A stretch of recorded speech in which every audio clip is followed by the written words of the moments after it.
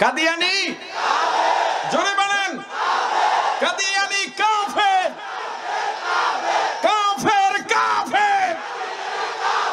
সংসদে আইন চাই, নবীর পরে নবী নাই। সংসদে আইন চাই, কাফের, কাফের। আল্লামা শাহ আহমদ শফী এই বয়সে যেহেতু ময়দানে নেমে এসেছেন, আবার যদি তিনি ডাক দেন কাদিয়ানীকে রাষ্ট্রীয়ভাবে সংসদ থেকে আইন করে অমুসলিম ঘোষণা দেওয়ার জন্য, এই দাবি আদায়ের জন্য রাজপথে নেমে পড়তে হবে, রক্ত দিতে হবে, জীবন দিতে হবে।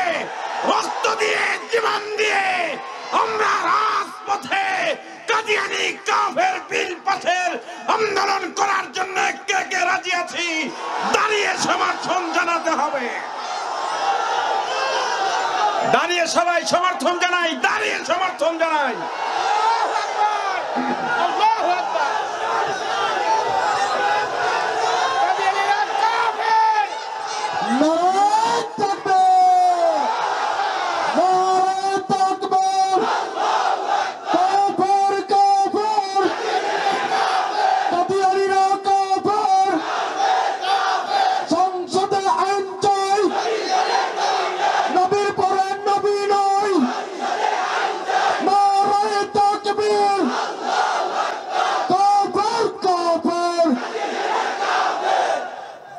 আলহামদুলিল্লাহ, বসে যাই। আমরা বিশ্বাস করতে চাই মাননীয় প্রধানমন্ত্রী ওলামায়ে কেরামের আশা আকাঙ্ক্ষার দিকে লক্ষ্য রেখে, শ্রদ্ধা রেখে, ওলামায়ে কেরামের চাহিদাকে মর্যাদা দিয়ে কওমি মাদ্রাসার দাওরার সনদের স্বীকৃতি দিয়েছেন। তদ্রূপভাবে কাদিয়ানীকেও সংসদ থেকে আইন পাশ করে ঘোষণা দেবেন কাদিয়ানীরা কাফের।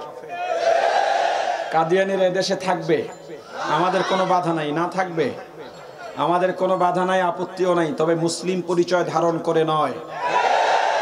একই জায়গার মধ্যে রাসূলের দুশমন আর রাসূলের আশিক এক জায়গায় থাকতে পারে না। পানি আর তেল একসাথে থাকতে পারে না।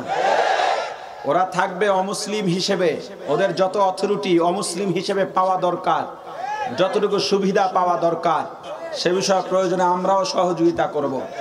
কিন্তু মুসলিম হিসেবে থেকে এদেশের রাসূল প্রেমিকদেরকে ওরা অমুসলিম বানাবে, কাদিয়ানীকে নবী হিসেবে স্বীকার পাওয়াবে, এটা আমরা রক্ত থাকতে মেনে নেব না। কাদিয়ানীদের বাতাস আসবে, আপনার দিনের ঘর ভেঙে পড়বে। আফসোস লাগে মুসলমান। গত বছর আমার স্মরণ আছে, কাদিয়ানীদের ব্যাপারে আমি আলোচনা করেছিলাম এই মঞ্চে, ওই পাশে মাঠ ছিল। সেই কাদিয়ানীদের জন্য আজকে বাংলাদেশের সর্বজন শ্রদ্ধেয় বয়োবৃদ্ধ আলেম, সব আলেমদের মুরব্বী, উপমহাদেশের বলতে গেলে অন্যতম শীর্ষ মুরব্বী, আমাদের সবচেয়ে শ্রদ্ধার জায়গা, আস্থার জায়গা আল্লামা শাহ আহমদ শফী হাফিজাহুল্লাহ হাঁটতে পারেন না, হুইল চেয়ারে হাঁটেন, চলতে পারেন না, এমন একটা বৃদ্ধ মানুষ রাস্তায় নেমে গেছেন। আর তুমি এই আন্দোলনকে যৌক্তিক কি মনে করো না? আলহামদুলিল্লাহ, আলহামদুলিল্লাহ ওয়া কাফা ওয়া সালামুন আলা ইবাদিহিল্লাযীনা ইসতাফা। أما بعد فأعوذ بالله من الشيطان الرجيم.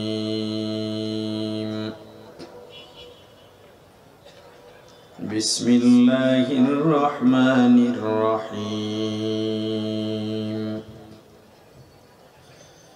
إنا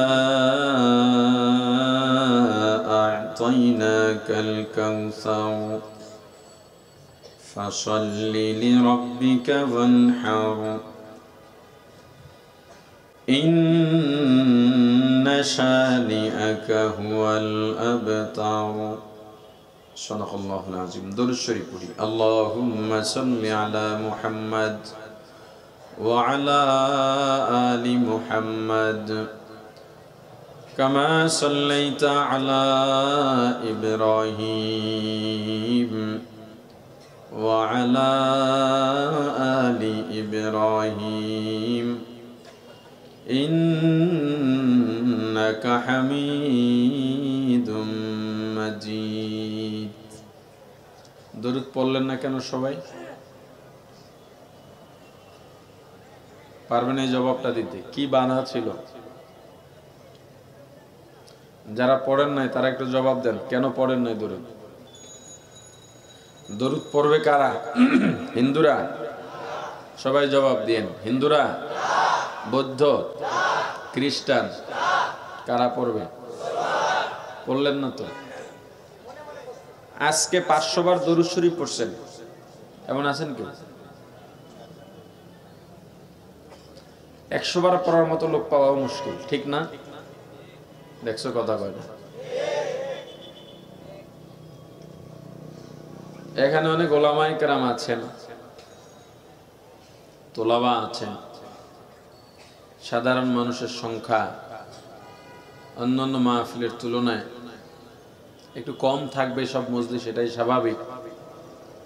আপনাদেরকে সবক দেওয়ার দুঃসাহস আমার নাই, তবে পরামর্শ দিই। অন্যান্য মাহফিল আমি সবক হিসাবে দিই। আজকে ঘুমানোর আগ পর্যন্ত 1000 বার দরুদ শরীফ পড়বেন এবং এই আমলটা সারা জীবন ভেতরে রাখবেন। দৈনিক কমপক্ষে 1000 দরুদ শরীফ পড়বেন। পারা যাবে? সবাই তো বলেন নাই। লম্বা দরুদ পড়তে কষ্ট হলে শুধু সংক্ষেপ পড়বেন, সাল্লাল্লাহু আলাইহি ওয়াসাল্লাম, এটা পড়বেন। এদিকে আতর টুপির দোকান উঠছে না, একটা তসবি কিনে নেবেন কম দামে, 10, 15, 20 টাকার তসবি পাওয়া যায়, 100 দানার তসবি, একটা তসবি কিনে নিয়ে যাবেন। যদি স্মরণ না থাকে, আপনি 1000 দরুদ না পড়ে ঘুমাবেন না। প্রতিদিন কমপক্ষে 1000 বার দরুদ পড়বেন। আবার তসবি নিয়া জিকির করা, দরুদ পড়া আমাদের লামাজাবি ভাইরা বেদাত বলেন। আসলে ওটা বেদাত না। কেননা আলোচনায় যদি প্রসঙ্গে আসে, স্মরণ থাকে, বলে দেব ইনশাল্লাহ। এখন এই জবাব দিতে গেলে পরে আর যে বিষয়টা আলোচনা করতে চাচ্ছি ওটা হারিয়ে যাবে। কিনে নেবেন, ওটা বেদাত না, এটাই মাসালা, এটাই ফতোয়া। তবে একটু বলে দিই, তসবি আমরা সওয়াব হিসাবে ব্যবহার করি না। তসবি আমরা জিকিরের গণনার সুবিধার্থে ব্যবহার করি। অতএব এটা বেদাত লিদ্দিনের আওতায়। বেদাত লিদ্দিন এটা শুধু জায়েজ না, এটা ভালো। তসবি কিনে নেবেন, আর একটা পকেটে তসবি থাকলে এমনি হাত পড়লে, মনে পড়লে এমনি 2-1 বার জিকির চলে আসে। আর এখন এই সবকটা আমরা শুরু করি যে আমরা দরুদ জীবনে যখনই কোথাও দরুদের আওয়াজ পাবো, নামাজ ছাড়া, নামাজের বাইরে থাকলে আমি দরুদ সাথে সাথে শুনলেই আমি পড়ে নেব, এমনিও পড়বো। এরপর অন্য জায়গায় যখন আওয়াজ পাবো তখন আমি পড়ে নেব। এটা নিয়ত করা যায়? আল্লাহ কবুল করেন। সবাই দরুদ শরীফ পড়ি। আল্লাহুম্মা বারিক আলা মুহাম্মাদ ওয়া আলা আলি মুহাম্মাদ কামা বারাকতা আলা ইব্রাহিম ওয়া আলা আলি ইব্রাহিম ইন্নাকা হামিদুম মাজিদ। আলহামদুলিল্লাহ।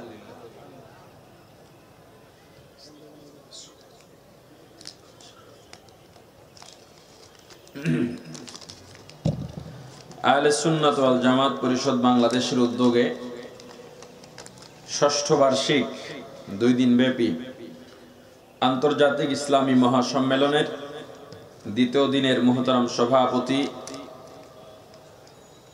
মুআজ্জাজ মুকাররম হযরত উলামায়ে কেরাম, দূর দূরান্ত থেকে আগত ইসলাম প্রিয়, দিন প্রিয়, মর্দে মুজাহিদ, আল্লাহ রাব্বুল আলামিনের আশিকিন জাকিরিন মুসলমান ভাইরা, কলিজার টুকরা সমবয়সী যুবক ও ছাত্র বন্ধুগণ, পর্দানিশী মা ও বোনেরা, আল্লাহ তাআলার দরবারে লাখো কোটি শুকর ও সুজুদ যেই মহান রব্বুল আলামিন আমাদেরকে হায়াতে তৈয়বা দান করে দুনিয়ার জান্নাতের বাগান কোরআন ও সুন্নাহর আলোচনার এই মুবারক মজলিসে আশা ও বসার মতো তৌফিক দান করেছেন, আলোচনা শোনার মতো সুযোগ করে দিয়েছেন। এজন্য শুকরিয়া আদায় করি, আলহামদুলিল্লাহ। সূরাতুল কাউসার তেলাওয়াত করেছি। পবিত্র কোরআনুল কারীমের সবচেয়ে ছোট্ট সূরা। সূরাটা যদিও সবচেয়ে ছোট, তবে এর মাহাত্ম্য, ফজিলত, ব্যাখ্যা অনেক বিস্তর, অনেক লম্বা। আমি সূরাতুল কাউসারের শানে নুজুল নিয়ে কিছু আলোচনা করব ইনশাআল্লাহ। এই আহলে সুন্নাত জামাত পরিষদের আন্তর্জাতিক সম্মেলন মঞ্চে 2 বা 3 বছর আগেও সূরা কাউসারের কিছু আলোচনা করেছিলাম। কোরআনুল কারীমের এটা একটা মুজিজা। একই আয়াত থেকে বহু রকমের আলোচনা করা যায়। একই আয়াতের মাঝে আল্লাহ অনেক কিছু বুঝিয়েছেন, রেখেছেন। একটা আয়াতের সুয়ালে মুকাদ্দার গুলো খুঁজলে মানে কোরআনুল কারীম আসলে এক আয়াত এক শব্দের সাথে আরেকটা শব্দ চেইনের মতো, একটা আরেকটার পরিপূরক, এরকম সম্পর্কিত। আপনি যে কোনো আয়াত দিয়ে চাইলে পুরো কোরআনের তাফসীর করতে পারেন। কোরআনুল কারীম এমন এক গ্রন্থ যে আপনাকে 30 পারা কোরআন বুঝে দিন মানা লাগবে না। চাইলে যে কোনো এক সূরা, যে কোনো এক আয়াত থেকে আপনাকে দিন বুঝাইয়া দেওয়া যায়। এটা কোরআনের অন্যতম মুজিজা। হযরত আনাস রাদিয়াল্লাহু তাআলা আনহু বলেন, আমরা নবীজির সামনে কিছু সাহাবী বসা ছিলাম। নবীজি সাল্লাল্লাহু আলাইহি ওয়াসাল্লাম হাতের উপরে টেক লাগাইয়া কাত হয়ে শোয়া ছিলেন। একটা হলো মাটিতে বা বিছানায় পিঠ লাগিয়ে বালিশে মাথা দিয়ে শোয়া, আর একটা হলো কাত হয়ে শোয়া। রাসূল সাল্লাল্লাহু আলাইহি ওয়াসাল্লাম, আপনারা সবাই বলেন তো সাল্লাল্লাহু আলাইহি ওয়াসাল্লাম। 1000 বার যে দরুদ শরীফ পড়তে বলেছি, শুধু একটু যদি পড়েন তাজিমের সঙ্গে, আজমতের সঙ্গে পড়তে হবে। 5 ওয়াক্ত নামাজের পরে সবার পরিচিত একটা তাসবিহ আছে, যেটা মোটামুটি সবাই জানে। 33 বার সুবহানাল্লাহ, 33 বার। আমি বয়ান করব আপনাদেরকে সঙ্গে নিয়ে, আপনারাও জবাব দিবেন। এটা আপনাদের দায়িত্ব, জবাব দেওয়াটা। 33 বার সুবহানাল্লাহ, 33 বার। এরপরে কয়বার? এরপরে 10 বার লা ইলাহা ইল্লাল্লাহ। খেয়াল করেন, অনেক আসরের পরে সাধারণ মানুষ বা অনেকে এই আমলটা নিয়মিত নামাজিরা মোটামুটি করে। আরো 5 ওয়াক্তের নামাজের পরে সবাই হয়তো অতটা করে না, জানি না। বাকি এটা প্রত্যেক নামাজের পরে আমাদের দরকার আছে না নাই? এখন দেখেন অনেকেই জিকিরটা কেমনে করে, এরকম। এই দেখেন, দেখছেন? কথা বলে না, কেমন করে? এই হাত শুধু এই টান দেয়। আচ্ছা, কি করে এই টান দিয়া? এই কি করে এটা? এই যে দেখে বসে বসে এরকম করে, শুধু হাতের উপরে এরকম একটা ডলা দেয়। আল্লাহর জিকির নিয়ে তামাশা, দরুদ নিয়ে তামাশা। অনেক বক্তাকেও দেখছি রাসূল সাল্লাল্লাহু আলাইহি সাল্লামের নাম নেওয়ার সময় দরুদটা যখন পড়ে সালাম বলে। কি বলে? সালাম। দেখেন আপনারা ইউটিউবে দেখবেন, যারা বেশি অতি দরদি হয়ে রাসূলের গুণগান গায়, জশ্নে জুলুস করে, এদের মধ্যে এটা বেশি দেখছি। 1 ঘন্টা, 1.5 ঘন্টা, 2 ঘন্টা বয়ান করেন। আপনি এত ব্যস্ত মানুষ যে রাসূলের নামের শেষে দরুদটার অবস্থা এই হাল করেন কেন? এত সময় সংক্ষেপ আপনার। আমরা এগুলো পরিহার করা দরকার আছে না নাই? নামাজে দাঁড়ায়, সেজদায় যায়, দেখবেন আমার কথাগুলো মিলিয়ে নামাজের চেয়ে গুরুত্বপূর্ণ ইবাদত আর আছে নাকি? আপনি দেখবেন মাঝে মাঝে, মনে করেন মাগরিবের নামাজ, আপনি সুন্নত একটু পরে পড়েন, ফরজের পরে বারান্দায় এসে দাঁড়ান, বাকি যারা সুন্নত পড়ে অবস্থাটা দেখেন, সেজদায় যে যায়, সেজদায় গিয়া সোজা হয়ে এক সেজদার প্রথম সেজদার পরে সোজা হইয়া বসা কি ওয়াজিব। সোজা হইয়া বসে না, মাথা অল্প একটু সেজদার থেকে ওঠার হাত ঘষা মারে। দেখেন মিলাইয়া, মানে প্রথম সেজদায় আছে, এখন এই সেজদার থেকে উঠে সোজা হইয়া বসবে, ঠিক না? কিন্তু প্রথম সেজদায় আছে, এরপর ওখান থেকে মাথা একটু কুড়ে আর হাত এরম নেয়, আবার এরম দেয়, এরপর আবার মাথা লাগায়। দেখছেন এগুলো? রুকুতে যায়, রুকুর থেকে আর খাড়া হয় না, রুকুতে গিয়া লুঙ্গি বা পায়জামা এমনি টান দিয়ে পরে সেজদায় যায়। দেখছেন? এই মুসল্লির নামাজ কিয়ামতের ময়দানে ফাওয়াইলুল লিল মুসাল্লিন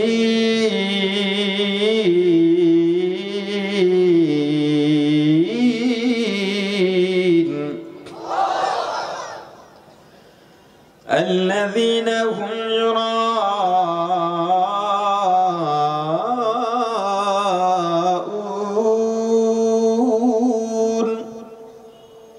এই এমন নামাজীদের নামাজ এক জায়গায় করে আল্লাহ রাব্বুল আলামিন কিয়ামতের ময়দানে ওই নামাজীর চেহারায় ছুঁড়ে মেরে বলবেন, যা জাহান্নামে চলে যা। আল্লাহ আমাদের যতটুকু আমল করব, ওই আমলটুকু যেন আমাদেরকে ইখলাসের সাথে, তারতিলের সাথে, তরতিবের সাথে পালন করার তৌফিক দান করেন।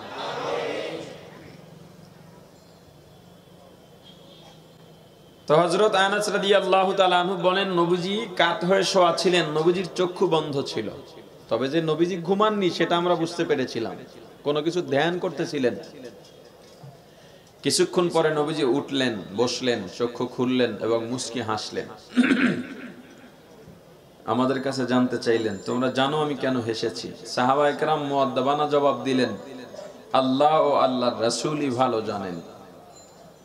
নবীজি বললেন, একটা সুসংবাদ আছে। কি আছে? এইমাত্র জিবরাইল এসেছিলেন, আল্লাহ ছোট্ট একটা সূরা নাজিলের মাধ্যমে আমাকে বড় একটা নেয়ামত দান করছেন। ইন্না আ'তাইনাকাল কাউসার, আল্লাহ আমাকে কাউসার দান করছেন। হে সাহাবায়ে কেরাম, তোমরা জানো কাউসার কি? সাহাবায়ে কেরাম আবার মুআদ্দাবানা জবাব দিলেন, আল্লাহ ও আল্লাহর রাসূলই ভালো জানেন। নবীজি বললেন, হাউজে কাউসার এটা জান্নাতের একটা নহর। এটা আপনার আমার এই যে বনশ্রী, রামপুরা, বাড্ডার কোনো ময়লাযুক্ত ড্রেন নয়। হাউজে কাউসার নামক যেই নহর থাকবে, ওই নহরের মধ্যে একটা ময়লাও নাই, ধুলাবালুও থাকবে না। হাউজে কাউসারের তলদেশ থেকে দুই ধার হীরা জহরাত মণি মুক্তার পাথর দিয়ে বাধাই করা থাকবে। হাউজে কাউসারের মধ্যে যেই পানি বা শরবত থাকবে, এটা দেখতে হবে দুধের চাইতেও সাদা, মধুর চাইতেও মজাদার মিষ্টি। আসলে শব্দটা হলো মধুর চাইতে অধিক মিষ্টি। আমি যখন এই সূরার তাফসীর মুতাআলা করতেছিলাম, তখন সেখানে দেখলাম যে মধুর চাইতে অধিক পরিমাণে মিষ্টি। মানে এটা পড়ার পরে নিজের মধ্যে একটু কেমন কেমন করে উঠছে। যদিও জান্নাতের সবকিছু আকর্ষণীয়, সবকিছু উপভোগ্য, বিরক্তির কিছু থাকবে না, তবুও চিন্তা করলাম এমনি তো মধু খাইতে পারি না, মিষ্টতার কারণে আরো যদি মিষ্টি হয়। যারা মোটামুটি দিন সম্পর্কে অজ্ঞ হয়তো চিন্তা করবে এগুলো একটু অনীহা আসতেও পারে। এই জন্য একটি মজাদার শব্দটা যোগ করলাম। কেন করলাম? আচ্ছা বলেন, জিলাপি কেমন লাগে? সবাই বলেন। আমিত্তি, চিনি, রসমালাই, সবগুলো কি স্বাদ এক না ভিন্ন? বলেন তো কোনটা স্বাদ কেমন? বলার সুযোগ নেই, তবে স্বাদ ভিন্ন, সবগুলোই মিষ্টি। জিলাপির মিষ্টি অনেকে খায় না, কিন্তু রসমালাইয়ের মিষ্টি অনেকে খায়। আছে না নেই? আমি জিলাপি খাইতে পারি না, রসমালাই মোটামুটি ভালোই খাইতে পারি। এরকম আপনাদের মাঝে অনেকে আছে না নেই? চিনি দিয়া চা খায় না, চা খায় চিনি ছাড়া, কিন্তু রসমালাই পাইলে 1 কেজি সমান করে বলায়। আছে না নাই? অথচ দুইটাই কি মিষ্টি, রসমালাই খাইলো কিন্তু জিলাপি খাইলো না। কারণ কি? রসমালাইয়ের মিষ্টিটা মজাদার মিষ্টি। কেমন মিষ্টি? আমার মনে হচ্ছে আপনারা খুব ক্লান্ত মানুষ, আপনারা প্রতিদিন প্রতি রাত আমাদের মতো রাস্তায় রাস্তায় থাকেন, খুব ক্লান্ত হয়ে এখানে বসছেন, এটা আপনাদের শেষ জায়গা, এখন একটু খাবার দিলে খাইয়া ঘুমাইবেন, খুব ক্লান্ত অবস্থা আছেন, একটু জবাব দিয়েন। কয় না। আমাদের দেশে নির্বাচনের সময় পাছার কাপড় উল্টাইয়া নৌকার ধানের শীষ বলে চিল্লানোর মানুষ খুব পাওয়া যায়। এই ঠিকটা আপনারা শুধু ভালো পারেন। আমি যদি বলি এই মুহূর্তে জিহাদে নামতে হবে, 2 হাত 4 হাত পা উঠায় বলবে হ্যাঁ ঠিক। আমার পরে একজন এসে যদি বলে না এখনো জিহাদের টাইম হয় নাই, তখনও বলবে ঠিক। সাদাকে সাদা কালোকে কালো বলা শিখতে হবে, এই সাহস ভিতরে নিতে হবে। আচ্ছা, আওয়ামী লীগ করার যদি কেউ থাকেন আপনারা বলেন তো, একবার নৌকা বললে কয়টা সওয়াব হয়? হ্যাঁ, আপনারা আওয়ামী লীগ করেন? যারা আওয়ামী লীগ করে এগুলো জিজ্ঞেসছিলাম, এরা বললে ভালো হইতো। ধানের শীষ বললে কয়টা সওয়াব হয়? অথচ ওলামায়ে কেরামের কথার জবাব দিলে আল্লাহর রহমত বর্ষিত হয়, সওয়াব হয়। আল্লাহ বোঝার তৌফিক দান করে। রসমালাইয়ের মিষ্টিটা কেন খায়? এটা মজাদার মিষ্টি।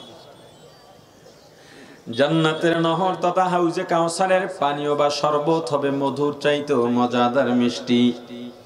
একবার পান করলে 40 বছর মতান্তরে সারা জীবনেও আর পানির পিপাসা লাগবে না।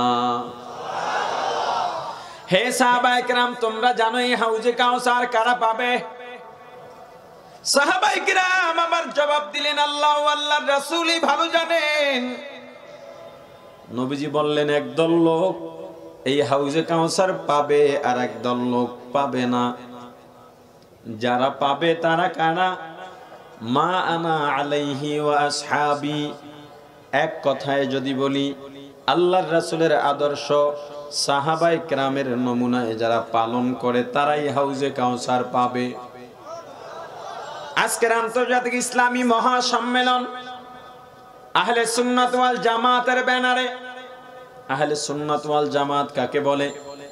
রাসূলের আদর্শ সাহাবায়ে কেরামের নমুনায় পালন করার নাম আহলে সুন্নাত ওয়াল জামাত। রাসূলের আদর্শ সাহাবায়ে কেরামের নমুনায় পালন করার নাম ইবাদত। রাসূলের আদর্শ সাহাবায়ে কেরামের নমুনায় পালন করার নাম ইসলাম। রাসূলের আদর্শ সাহাবায়ে কেরামের নমুনা ছাড়া পালন করার কোনো সুযোগ নাই। এখন যদি কেউ বলে সাহাবায়ে কেরামকে সত্যের মাপকাঠি মানি না, সাহাবায়ে কেরাম ছাড়া রাসূলের আদর্শ মানার কোনো ওয়ে নাই, কোনো রাস্তা নাই, কোনো পথ নাই, কোনো পন্থা নাই। আপনি রাসূলের আদর্শ মানতে চান তো সাহাবায়ে কেরামকে সত্যের মাপকাঠি মানতেই হবে। কারণ রাসূলের দ্বীনের কথা, রাসূলের আদর্শের কথা বর্ণনা করেছেন কারা? রাসূলের হাদিস বর্ণনা করেছেন কারা? রাসূলের সিফাত বর্ণনা করেছেন কারা? রাসূলের আমল বর্ণনা করেছেন কারা? এখন তুমি যদি সাহাবায়ে কেরামকে সত্যের মাপকাঠি না মানো, তাহলে রাসূলকে মানবা কেমনে বলো? সাহাবীদের বাইরে রাসূলের জীবনীর বর্ণনা দিতে পারে কাফেররা, কারণ তখন কাফেররা ছিল। তাহলে কি তুমি তাদেরকে মানবা? একটা সময় সাহাবা বিদ্বেষীদের বেশ একটা দৌরাত্ম্য ছিল, মাঝখানে একটু চুপ ছিল, হঠাৎ করে কোন এক সুযোগ পেয়ে আবার সাহাবী বিদ্বেষীরা উঠে পড়ে লেগেছে। আহলে সুন্নাত ওয়াল জামাতের আকীদা বাংলাদেশ, পাকিস্তান, ইন্ডিয়ার সমস্ত উলামায়ে কেরাম ঐক্যমত, ইজমা, যারা সাহাবায়ে কেরামকে সত্যের মাপকাঠি মানে না, মিয়ারে হক মানে না, তাদের পেছনে ইক্তেদা করা মাকরুহ তাহরিমি। সাহাবায়ে কেরামের সমালোচনা যারা করে, সত্যের মাপকাঠি যারা মানে না, এমন ইমামের পেছনে নামাজ পড়া। সাহাবায়ে কেরামকে যদি সত্যের মাপকাঠি না মানা হয়, আপনি দেখেন কত বড় ক্ষতি হয়। জামিউল কোরআন কে ছিলেন? কোরআন জমা করছেন কে? বলেন। হযরত ওসমান রাদিয়াল্লাহু তাআলা কাতিবুল ওহী কে ছিলেন? হযরত মুআবিয়া রাদিয়াল্লাহু তাআলা আনহু। আপনি বললেন আমি সাহাবীকে সত্যের মাপকাঠি মানি না, তার মানে কি? সে মিথ্যাও বলতে পারে, সে মিথ্যুকও হতে পারে। নাউজুবিল্লাহ। সে সত্যের মাপকাঠি না মানার অর্থ কি দাঁড়ায়? সে সাহাবীরা মিথ্যাও বলতে পারে। তা আপনি যদি সাহাবীকে সত্যের মাপকাঠি না মানেন, ওসমান সে তো সাহাবী, সে তো সত্যের মাপকাঠি নয়। কোরআনের মধ্যে আমি সন্দেহ ঢুকায়া দিলাম। মুআবিয়া সে যে ওহী লেখছে সে তো মিথ্যাবাদীও হতে পারে, যেহেতু সত্যের মাপকাঠি নয়, যেহেতু সে ওহী লেখছে, লেখার সময় মন গড়া ঢুকাইয়াও দিতে পারে। আপনি বুঝেন সাহাবায়ে কেরামকে সত্যের মাপকাঠি না মানার কুফল কোথায় গিয়ে ঠেকে? সাহাবায়ে কেরামকে মানা ছাড়া রাসূলের আদর্শ মানার কোনো সুযোগ নাই। আপনি কিভাবে মানবেন? কার থেকে মানবেন? একদল লাগছে সাহাবায়ে কেরামকে সত্যের মাপকাঠি মানে না, আরেক দল লাগছে মাযহাব মানে না। দুইটার ক্ষেত্রেই আমার ছোট্ট কিছু জবাব আছে। আপনি যেমন মনে করেন, যারা লামাযাবি বন্ধু আছে, অনেকের সঙ্গে আমার বেশ ভালো ব্যক্তি সম্পর্ক আছে, তো আপনি তাদের সঙ্গে কোন আলেমকে আপনি গালি দিবেন না, অপমানও করবেন না, এটা আপনার অধিকার নাই। ওলামায়ে কেরামকে গালি দেওয়া, অপমান করার অধিকার নাই। যদি কেউ বলে আমি মাযহাব মানি না, আপনি তার কাছে জিজ্ঞেস করেন, আপনি যে মাযহাব মানেন না ভালো কথা, দেখেন এখানে একটা ব্যাপার আছে। কোন আলেম যদি বলে আমি মাযহাব মানি না, এটা কিছু সময়ের জন্য মানাও যায়, যেহেতু সে আলেম, সে কোরআন হাদিস রিসার্চ করে হয়তো মাসালা ইস্তেমবাদ করতেও পারবে। কিন্তু যে আলেম না, আপনি আলেম না, আপনি আদবের সঙ্গে জিজ্ঞেস করবেন, হুজুর মাযহাব মানবো না, তো সরাসরি কোরআন হাদিস মানবো, আমি তো কোরআন হাদিস পারি না, তো মানবো কেমনে? তখন উনি বলবে কেন আমরা বলি শোনো না। তখন আপনি আদবের সঙ্গে বলবেন আপনি কে? আপনি তো আল্লাহও না, রাসূলও না। আল্লাহও না, কথা বলেন। আপনার তাকওয়া আপনি বলেন ইমাম আজমের থেকে বেশি, আপনার ইখলাস ইমাম আজমের থেকে বেশি, তাহাজ্জুদের নামাজের তরতিব ইমাম আজমের থেকে আপনার বেশি। ইমাম আজম গীবত করেন নাই, আপনি তো বহু গীবত বয়ানেও করেন। তো আমি যদি মাযহাব না মানতে পারি, আপনি কে? আপনার কথা কেন মানবো? আপনি কে? কথা বুঝেন নাই? আমি এক লোক, আমি যখন মাদ্রাসা প্রথম দিই, তখন বিবির বাগিচাদের বড় এক আস্তানা আছে, ওখানে এক লোক গিয়েছে। কথা বলতে বলতে বলতে বলতে এক সময় বুঝলাম, প্রথম মনে করেছিলাম শুভাকাঙ্ক্ষী, পরে দেখলাম না, তার চরিত্র সে প্রকাশ করেছে যেভাবেই হোক। আমি বললাম, উনি বলেন আপনি আলেম মানুষ, আপনি কেন মাযহাব মানবেন? আমি বললাম আপনিই মানেন। কয় না আমি মানি না। আমি বললাম তাহলে বলেন আলিফ। আমি কোরআন বের করে দিছি, এখানে আলিফ কোনটা? উনি বললেন এটা। কোথায় পাইছেন আলিফ? এটা কে বলছে আপনাকে? বলে মক্তবুর হুজুর বলছে। আপনি যে এই কোরআন পড়তেছেন, এই কোরআন কি আল্লাহ নাজিল করেছেন আপনার উপরে? না। আমার সেলফে হাদিসের কিতাব ছিল, বের করলাম, এই হাদিস আপনি পড়তে পারেন? পারি। আপনাকে কে শিখাইছে? রাসূল সাল্লাল্লাহু আলাইহি ওয়াসাল্লাম শিখাইছেন? কয় না। রাসূল সাল্লাল্লাহু আলাইহি ওয়াসাল্লাম যদি না শিখান, আপনি কোথায় পাইছেন হাদিস? এটা হাদিস, এটা কোরআন কোথায় পাইছেন? বলে এটা আমার ওস্তাদ শিখাইছে। তো আপনার ওস্তাদ যে এটাকে কোরআন বললেন, হাদিস বললেন, এটাই যে কোরআন, এটাই যে হাদিস, তার দলিল কি? আপনার ওস্তাদ যে মিথ্যা বলে না, তার প্রমাণ কি? আপনি সেদিনের ওস্তাদ যে বালেগ হইয়াও হয়তো নামাজ কাজা করছে, কথা বলে না, যে হয়তো সেদিনও শাহওয়াত নিয়ে বেপরদা নারীর দিকে তাকাইছে, আপনি তাকে মানলেন। অথচ ইমাম আজম যিনি 40 বছর পর্যন্ত এশার নামাজের পরে ঘুমান নাই, ইবাদত করতে করতে, নামাজ পড়তে পড়তে, তেলাওয়াত করতে করতে, কাঁদতে কাঁদতে ফজর বানিয়ে দিয়েছেন, তার কথা আমরা মানবো না? কথা বুঝেন নাই? আসলে তারা মাযহাব বাদ দিয়া হাদিস মানার নামে কত বড় খতরনাক পরিকল্পনা এটা দেখেন। মুহাদ্দিসিন যারা হাদিস সংকলন করেছেন, ইমাম বুখারী রাহমাতুল্লাহ আলাইহি, ইমাম মুসলিম, ইমাম নাসাই, ইমাম তিরমিজি, আবু দাউদ, ইবনে মাজাহ ওয়াগায়রা, আর যত মুহাদ্দিসিন আছেন তারা হাদিস সংকলন করেছেন। কিন্তু হাদিসের মাঝে যে মাঝে মাঝে তাআরুজ আছে, ইখতিলাফ আছে, একই বিষয়ে দেখা যায় 4-5 ধরনের হাদিস আছে। কোন রাবি 1-2 শব্দ বেশি বলেছেন, আবার কম বলেছেন, আবার শব্দের মধ্যে ব্যবধানও দেখা গেছে। তাহলে এটার সমাধান মুহাদ্দিসরা দেন নাই, এই সমাধান ইমামরা দিয়েছেন। কারা দিয়েছেন? মুহাদ্দিস যারা হাদিস কিতাব লেখছেন হাদিসের, তারাই সমাধান দেন নাই, তারা শুধু হাদিস লিখে গেছেন। এখন সব তারুজের হাদিসগুলো এক জায়গায় করে, সবার মতামতের হাদিসগুলো এক জায়গায় করে একটা সিদ্ধান্ত হবে না সবার মতামতের উপরে সিদ্ধান্ত হবে? কথা বলেন। সবার মত এক জায়গায় করে একটা সিদ্ধান্ত হবে, এটাই পৃথিবীর নিয়ম। আপনার অঞ্চলের বিচারক, আপনার অঞ্চলের চেয়ারম্যান, মেয়র, কাউন্সিলর, এমপি, মন্ত্রী একটা বিচারে বসেছেন, 10 জনে 10 মত দেয়, নাকি সবাই একমত দেয়?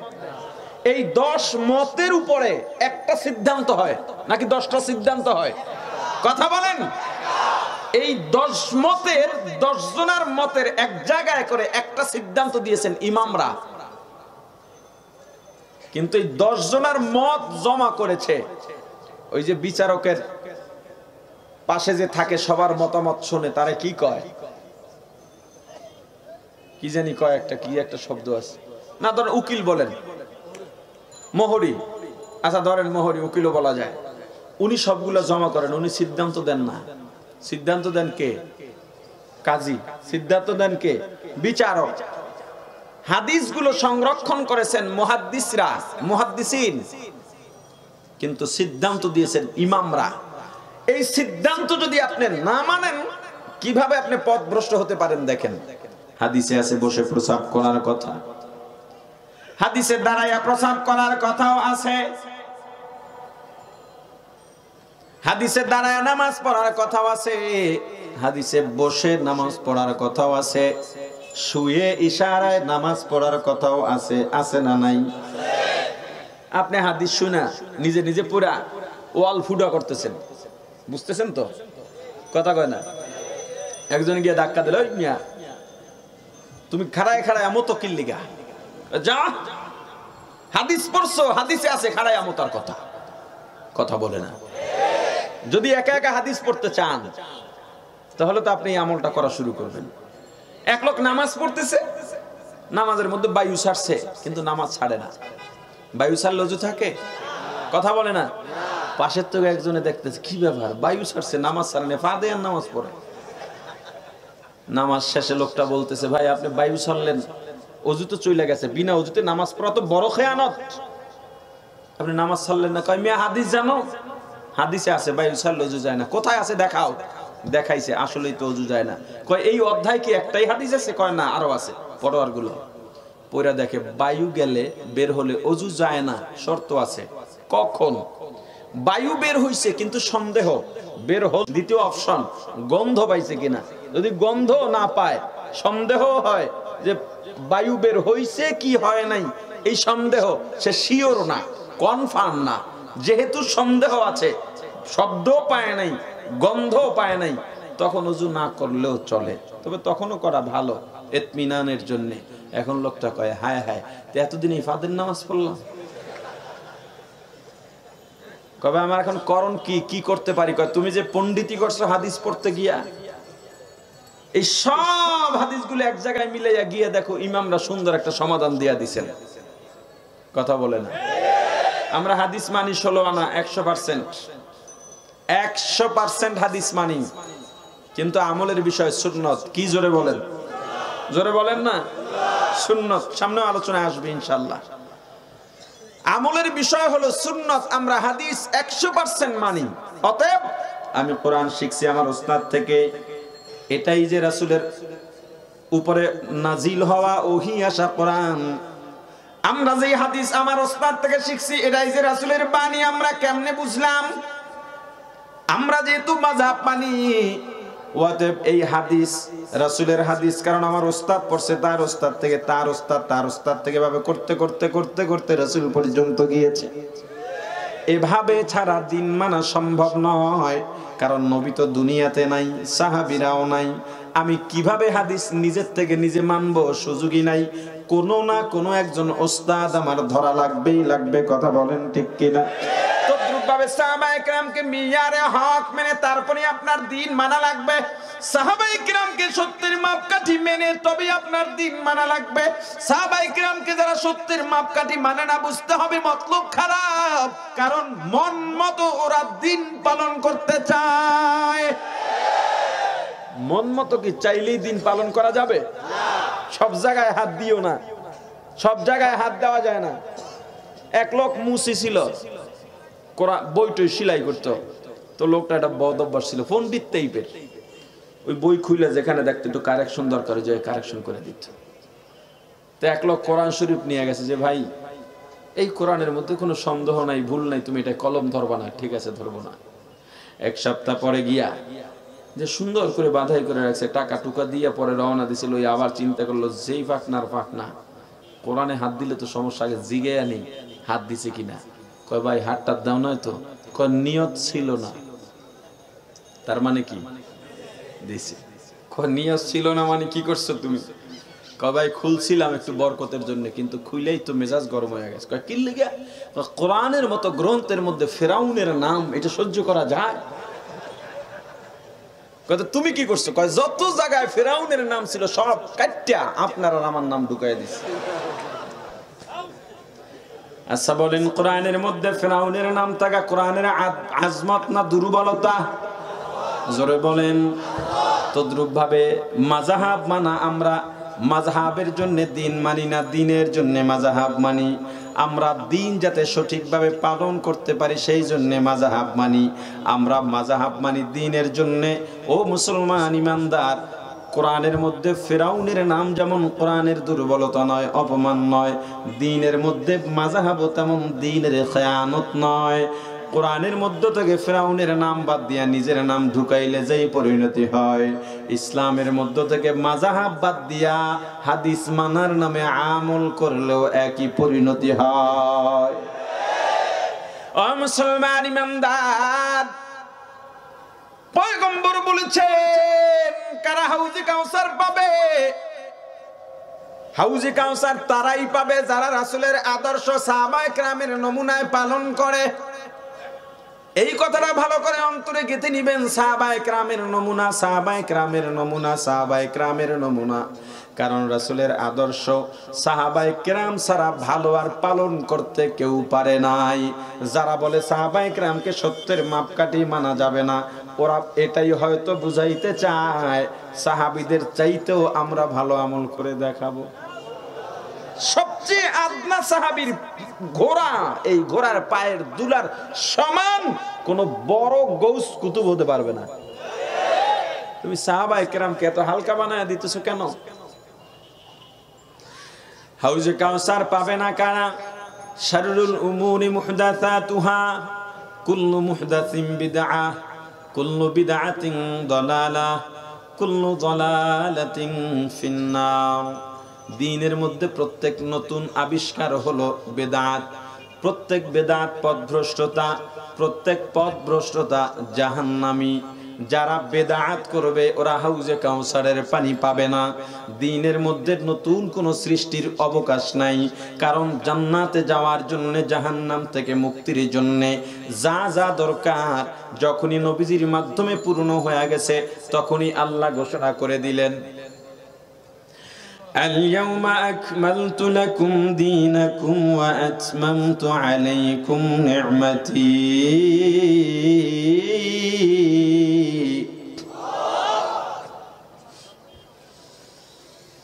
وأتممت عليكم نعمتي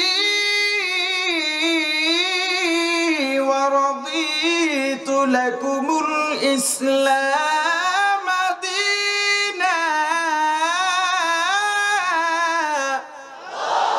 পয়গম্বর আজকের দিনে আমি আল্লাহ দিন পরিপূর্ণ করে দিলাম, আর কিচ্ছু বাকি নাই। জান্নাতে যাওয়ার জন্য, জাহান্নাম থেকে মুক্তি পাওয়ার জন্য যা যা দরকার আপনার মাধ্যমে আমি আল্লাহ পূর্ণ করে দিলাম। আপনার উপরে রহমত, নিয়ামত, বরকত বর্ষিত করলাম। ইসলামকে ধর্ম হিসেবে আমি আল্লাহ মনোনীত করে দিলাম। আল্লাহর রাসূলও বলে গেলেন, তারাকতু ফীকুম আমরাইন লান তাদিল্লু মা তামাসসাকতুম বিহিমা কিতাবাল্লাহি ওয়া সুন্নাতা রাসূলিহি আও কামা ক্বালান নাবিয়্যু আলাইহিস সালাতু ওয়াস সালাম। পয়গম্বর বলেন, দুইটা জিনিস তোমাদের মাঝে রেখে গেলাম, এই দুইটা জিনিস আঁকড়ায় ধরবা, ছাড়বা না। দুইটা জিনিসকে তোমার দুইটা ডানা পাখা বানায় নাও। বলেন তো, একটা পাখি বা কবুতর তার বাসায় যাওয়ার জন্য কয়টা ডানার প্রয়োজন হয়? একটা ডানা আছে, একটা নাই, উঠতে পারবিনি। দুইটা ডানাই আছে কিন্তু কিছু পর নাই, পর চিনেন তো, উঠতে পারবেনি। সব পর আছে কিন্তু পরের মাথা কেচি দিয়া কাটা, উঠতে পারবেনি। সব পর আছে, কেচি দিয়া কাটাও না, কিন্তু পরের মাথা সুতা দিয়া বান্দা, উঠতে পারবেনি। মুসলমান, তুমি দুইটা ডানা বানাও, কি কি বানাইবা? এক নম্বরে কিতাবুল্লাহ, আল্লাহর কোরআন। দুই নম্বরে সুন্নাতু রাসূলিল্লাহ, আল্লাহর রাসূলের সুন্নাত। কয়টা? একটা কোরআন আর একটা সুন্নাহ, একটা জোরে বলেন, আর একটা। আপনি বলবেন আমি সুন্নাহ মানি না, আমি শুধু কোরআন মানি, আমি আহলে কোরআন। আহলে কোরআনের দৌরত্ব বাংলাদেশে কম, হয়তো ঢুকেও যেতে পারে বা কিছু কিছু থাকতেও পারে। এই জন্য যাত্রাবাড়ির শায়েখ বলেছিলেন, আল কোরআনের আলো ঘরে ঘরে জালো। এই স্লোগান দেওয়া ঠিক না। এই স্লোগান দিয়েছিল আহলে কোরআনরা। ওরা হাদিসও মানে না, সুন্নাহও মানে না। ওরা ঘরে ঘরে শুধু কোরআনের বাণী ছড়াবে, রাসূলকে অস্বীকার করে। এজন্য ওরা স্লোগান দিয়েছিল আল কোরআনের আলো ঘরে ঘরে জালো। আবার শুধুমাত্র আল হাদিসের আলো ঘরে ঘরে জালো এটাও বলা যাবে না, কারণ এটা লামাযাবিদের স্লোগান। আবার কোরআন হাদিসের আলো ঘরে ঘরে জালো এটাও বলা যাবে না, কারণ কোরআন হাদিসের বাইরে কি আর দলিল নাই? জোরে বলেন। অতএব আপনি যদি বলতে চান, একটুকু বলতে পারেন কোরআন সুন্নাহর আলো, কারণ সুন্নাহর মধ্যে হাদিসও আছে, ইজমাও আছে, কিয়াসও আছে, শরীয়তও আছে, মারিফাতও আছে, সব আছে। মুসলমান ইমানদার, আপনার কোরআন আছে, সুন্নাহ নাই, আপনি পুলসিরাত পাড়ি দিয়া জান্নাত পর্যন্ত পৌঁছতে পারবেন না। আবার আপনি কোরআন ছেড়ে দিয়েছেন, শুধু সুন্নাহ, তাও সম্ভব নয়। আপনার দুইটা লাগবে, আপনার কোরআনও আছে, সুন্নাহও আছে, কিন্তু কিছু আমলের পর নাই, তবু আপনি জান্নাতে যাইতে পারবেন না। আমলের পর আছে কিন্তু মাথা কাটা, মানে মাঝে মাঝে করেন, মাঝে মাঝে করেন না, তবুও যাইতে পারবেন না। সব আমলের পর আছে, তবে আপনার আমলের মাথাগুলো অহংকার, তাকাব্বুর, হাসাদের সুতা দিয়া বান্দা। এই আমল দিয়া অহংকার, হিংসা, হাসাদ, গীবতের আমল দিয়া আপনি জান্নাতে যাইতে পারবেন না। আপনি যদি জান্নাতে যাইতে চান, আপনার এই গীবত, হাসাদ, হিংসা, তাকাব্বুরের সুতাগুলা যখন আপনি ইখলাসের তাকওয়ার চাকু বেলেট হাতে নিয়ে টাস টাস করে কেটে দিতে পারবেন, তখনই আপনি জান্নাত পাবেন। কিয়ামতের ময়দানে কঠিন মুহূর্তে আল্লাহর রাসূলের হাত থেকে সরাসরি হাউজে কাউসারের পানিও পান করতে পারবেন। দ্বীনের মধ্যে নতুন আবিষ্কারের কোনো প্রয়োজন নাই। অনেকে বলে বেদাত দুই প্রকার, বেদাতে সাইয়্যা, বেদাতে হাসানা। আসলে আক্ষরিক অর্থে এটা ধরে নেওয়া যায় যে এটা ঠিক আছে, এটা রূপক অর্থে ধরার কোনো সুযোগ নেই। তবে বেদাত দুই প্রকার, এটাও ঠিক আছে। বেদাত ফিদ্দিন, বেদাত লিদ্দিন। বেদাত ফিদ্দিন সহজে মনে রাখার জন্য বলেন, দ্বীনের মধ্যে আর দ্বীনের জন্য কয়টা বেদাত বললাম?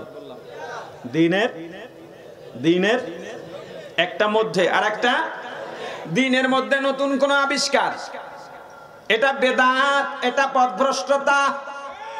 যেমন ধরে নেন, জোহরে ফরজ নামাজ কয় রাকাত? নামাজ পড়া ভালো না খারাপ? জোরে বলেন। আল্লাহর রাসূল বলেন, ক্বালান নবিয়্যু সাল্লাল্লাহু আলাইহি ওয়াসাল্লাম, আউয়ালু মা ইউহাসাবু বিহিল আবদু ইয়াওমাল কিয়ামাতিস সালাহ। কিয়ামত কিয়ামতের ময়দানে সর্বপ্রথম নামাজের হিসাব হবে। as-salatu মিফতাহুল জান্নাহ। আপনার সিন্দুক বা বড় কারখানার তালার চাবি হারায় গেছে, আপনি চাইলে তালাটা কেটে ফেলতে পারেন বা চাবি বানানোওয়ালাকে 10 টাকা দিয়ে চাবিও বানাতে পারেন, কিন্তু আপনি যেই জান্নাতে যাবেন দুনিয়ার কাউকে দুনিয়া পরিমাণ সম্পদ ঘুষ দিয়াও জান্নাতের তালার চাবি পাওয়া যাবে না। জান্নাতের তালার চাবি যদি পাইতে চান কি লাগবে? as-salatu ইমাদুদ্দিন। আল্লাহ রাসূল বলেন নামাজ দিনের খুঁটি, দিনের স্তম্ভ। আপনার বাড়ি যেমন খুঁটি ছাড়া দাঁড়ায় না, বিল্ডিং যেমন পিলার ছাড়া দাঁড়ায় না, আপনার দিনের ঘর তেমন নামাজ ছাড়া দাঁড়াবে না। নামাজ যার দুর্বল, দিনের ঘরও তার দুর্বল। নামাজ যদি আপনার দুর্বল হয়, দেওয়ানবাগির বাতাস আসবে, দিনের ঘর ভেঙে যাবে। লামাযাবিদের বাতাস আসবে, আপনার দিনের ঘর ভেঙে পড়বে। আল্লাহ বলেন ইন্না সালাতা তানহা আনিল ফাহশাই ওয়াল মুনকার। নামাজ এমন এক মহৌষধ। পৃথিবীর মধ্যে 2 ধরনের গুনাহ আছে, 2 ধরনের অন্যায় আছে, একটা হলো ফাহশা আর একটা মুনকার। ফাহশা গুনাহ এমন গুনাহকে বলা হয় যেই গুনাহ বোঝার জন্য, জানার জন্য মাদ্রাসায় যাওয়া লাগে না। আল্লাহ ফিতরতি ভাবে দান করেছেন মানুষের মাঝে, যেমন মিথ্যা বলা, অন্যায় না অন্যায়, জোরে বলেন, চুরি করা, ডাকাতি করা, যৌন হয়রানি করা, খুন করা, মাদক সেবন করা, জবরদখল করা, কারো জায়গা জমি দখল করা, এটা বোঝার জন্য কি মাদ্রাসায় যাওয়া লাগে নাকি? আর এক ধরনের অন্যায় মুনকার। মুনকার এমন অন্যায় যেটা করি কিন্তু জানি না এটা অন্যায়। যেটা জানি না অন্যায়, তার থেকে ফেরবো কিভাবে? নামাজ এমন এক মহৌষধ। নামাজ যদি ঠিক হয়ে যায় তাহলে যেটা জানি গুনাহ, যেটা জানি না গুনাহ, 2 ধরনের গুনাহ থেকে নামাজ আপনাকে আমাকে ফিরায় দেবে। এবার বুঝে থাকলে বলেন নামাজ গুরুত্বপূর্ণ নাকি গুরুত্বহীন? জোরে বলেন। এবার আসেন, জোহরে ফরজ নামাজ কয় রাকাত? হ্যাঁ, আপনি দেখলেন আমার সময় আছে, ক্ষুধাও নাই, নামাজ যেহেতু সওয়াব, শ্রেষ্ঠ ইবাদত, আমি আরো 16 রাকাত ফরজ বাড়ায়া আমি 20 রাকাত ফরজ পড়ি, হবে? কথা বলেন। কেন? দিনের মধ্যে বাড়ানো কমাও, দিন পালন করতে হলে রাসূলের তরিকায় পালন করতে হবে। দিন পালন করতে হলে রাসূলের তরিকায় পালন করতে হবে। দিনের মধ্যে বাড়ানো বেদাত ফিদ্দিন, এটা পথভ্রষ্টতা। আর একটা হলো লিদ্দিন, এই যে মাইক ব্যবহার হয়, মাইকে আজানের জন্য মাইক ব্যবহার হয়, এটাও নব আবিষ্কৃত, কিন্তু এটা দিনের মধ্যে নয়। মাইকে আজান দেওয়া আমরা সওয়াব মনে করি না, সুন্নত মনে করি না। আজান দেওয়ার উদ্দেশ্য আওয়াজ দূরে যাবে, মানুষ জামাতবদ্ধ হবে, এক জায়গায় নামাজ পড়বে। নবীর জামানায় এত বাড়িঘর ছিল না, মরুভূমি ছিল, পাহাড়ে উঠে বা উঁচা জায়গায় মিনারে উঠে আজান দিত, দরাজ কণ্ঠ ছিল, সবাই শুনতো। এখন এ জায়গায় বসে আজান দিলে নিজে শুনতেই সমস্যা। আমরা মাইকে আজান দিই মানুষকে জামাতে আনার জন্য। এই যে মাইক নতুন হলো, এটা দিনের জন্য না মধ্যে? মাদ্রাসার ঘর তৈরি হয় দিনের জন্য না মধ্যে? এটা বেদাত লিদ্দিন। যারা বেদাত ফিদ্দিন, দিনের ভিতরে সওয়াবের নামে কিছু আবিষ্কার করে, এই বেদাত পথভ্রষ্টতা, এরা হাউজে কাউসারের পানি পাবে না। যতটুকু আলোচনা করেছি, আলোচনায় যতটুকু ভুল আমার পক্ষ থেকে, যত ভালো আল্লাহর পক্ষ থেকে।